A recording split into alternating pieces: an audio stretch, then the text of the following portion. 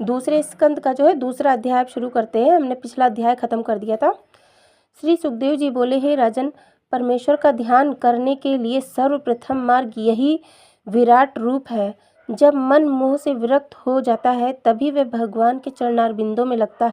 जो मनुष्य परब्रह्म परमेश्वर के भजन और ध्यान से विमुख रहते हैं उन्हें वैतरणी नदी तथा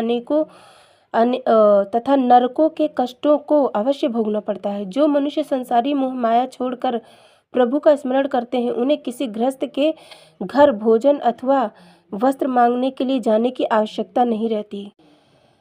हे राजन, जो प्राणी मानव जन्म लेकर भी भगवत भजन करके अपनी मुक्ति का साधन नहीं करता उसे पुनः 84 लाख योनियों में जाना पड़ता है। जो प्राणी मनुष्य देह पाकर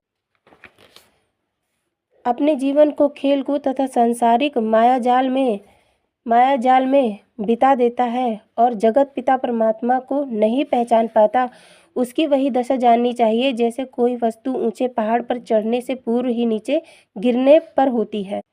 जो प्राणी मानव देह पाकर भी अपने जन्म को नहीं संभालता उसे पहाड़ की शिखर से नीचे गिरा हुआ जानना चाहिए। ऐसा मनुष्य पुनः 84 लाख योनियों के बाद फिर उस चोटी के निकट पहुंच जाता है जिससे अपना जीवन वृथा ही नष्ट कर दिया।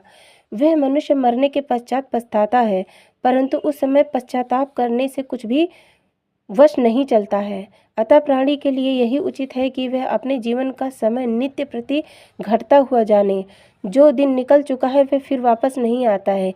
इसलिए प्राणी को सदैव इस बात का ध्यान रखते हुए एक पल भी उन परब्रह्म परमेश्वर को नहीं भूलना चाहिए।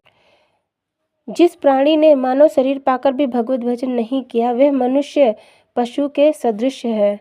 जिस तरह बैल एवं ऊंट दिन भर बोझा ढोते रहते हैं और एक समय जो भी दाना पानी मिल जाए उसी को खाकर प्रसन्न रहते हुए यह नहीं समझते कि किधर सूर्य नारायण उदय होते हैं और किधर छिपते हैं, यही दशा हरि भजन से विमुख मनुष्यों की जाननी चाहिए।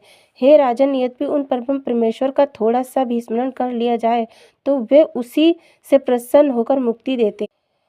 अर्जुन से भगवान श्री कृष्ण चंद्र जी ने गीता में यह कहा है कि मनुष्य 4 समय में मेरा ध्यान अवश्य करते हैं।